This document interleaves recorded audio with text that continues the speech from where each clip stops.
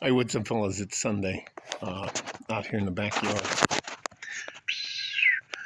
This weekend, my wife's family had I don't know what it's called, but there's a traditional way to get married in Mexico. And here, I'll tell you, I finally figured out that I wasn't letting the pool sit long enough and then using the vacuum to get rid of the green stuff. So it's all settled on the bottom now. And tomorrow, when it's not sunny outside, I'll go in and vacuum it up. It's already all set up. Friday was the where the two families formally meet, and the wedding was Saturday night with the reception. So one of the things to make it easier on my mother-in-law and her sister, who came here to stay with us those 2 days, is that somebody in Juarez is drop them off on their side of the bridge, and then they walk across to our side of the bridge. And I usually get out of the car when my wife stays in the car and help them with their maletas, which is their luggage. So I'm watching them clear. They come out of these double doors on the walking side, and I'm sitting in the car with my wife. I'm about 50 yards away from them, so like 150 feet. And start opening the door, and my wife goes, Frank, look. And this older man, definitely not doing well for himself, walks up and starts getting in the way of my aunt and my mother-in-law, to the point to where they have their purse up here like this, and they look terribly afraid. So you go over to them, and I didn't say anything to anybody. Just walked up to the guy, grabbed him, spun him around, grabbed the front of his shirt, and it's called a snap down. I snapped him down as hard as I could, and he fell down face first on the ground. And I looked up at my suegra and my mother-in-law and my aunt, and I just pushed him out of the way, and they went back to the car. By that time, my wife was halfway out there and walked him over the car. Nobody else did anything, and there were like 50 other people there, including other men. And all that to say this. Ladies, as you get older, I'm 6'2", 230, 240 pounds, anywhere in between that range. I lift weights. I know how to use a gun, a knife. I know how to manipulate joints. Anyways, you can't fight me. And if you make things so horrible for me in the world that I got nothing left, we're going to just start taking things from you. And what are you going to do? How long does it take the police to get to you? Here in El Paso, about 15 minutes.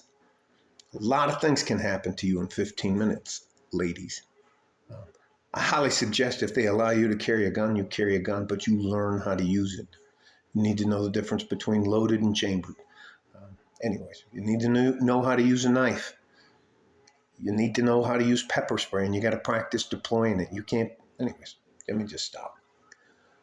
The results of that were, when they left, my wife is taking them out to breakfast, and then they're going to go back to Juarez, and it is what it is. So, but they were just very thankful, both of them, my aunt and my mother-in-law, extremely thankful for.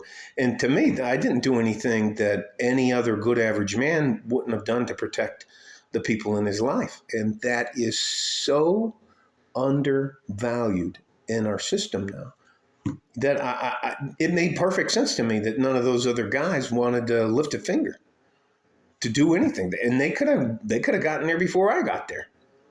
And I didn't do anything crazy to that guy.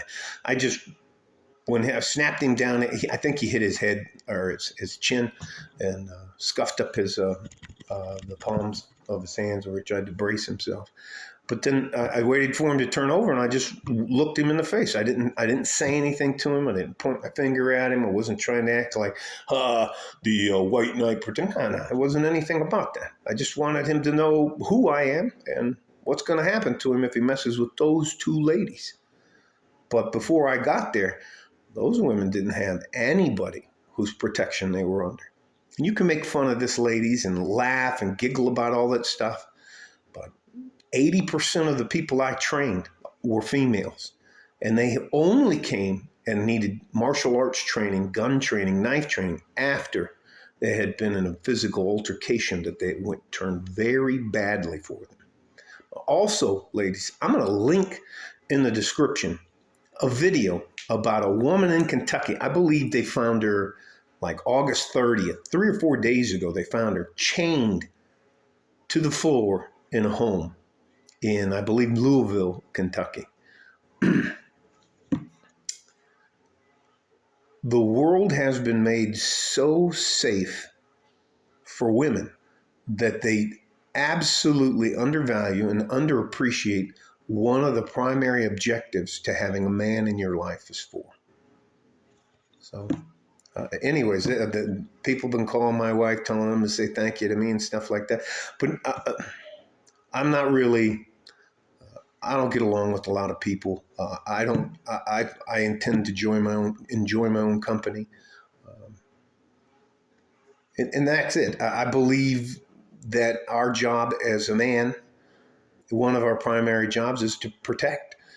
But if you make life so difficult for a man to the point to where he feels so undervalued that he's going to go his own way, then ladies, you're not 35. You're done. From 35 to 75 to 80 to the end of your life. What are you going to do when somebody like me comes and wants to take whatever I want from you? Can you stop me? No. If you had a man, I wouldn't pick on you or anything else. And I used to be a really bad guy. What would my wife say? I'm reformed and semi-domesticated now. So, but nobody has any value for a man until, oh shit, that's right. The world we live in is horribly cruel and unjust, and bad things happen to good people all the time. I'm just telling you. Sooner or later, you're going to start hearing more about this, where ladies are getting scuffed up. I don't even want to get in to all the women that go missing every month in Juarez, right across the border from us. So, stay safe and healthy, gentlemen. You are so much more valuable than anybody wants to believe. We need you. You're my future. And that's it. Like a fart in a G-string from West Texas, El Paso. I'm out of here. I don't know what I'll title it, but it'll have something to do about women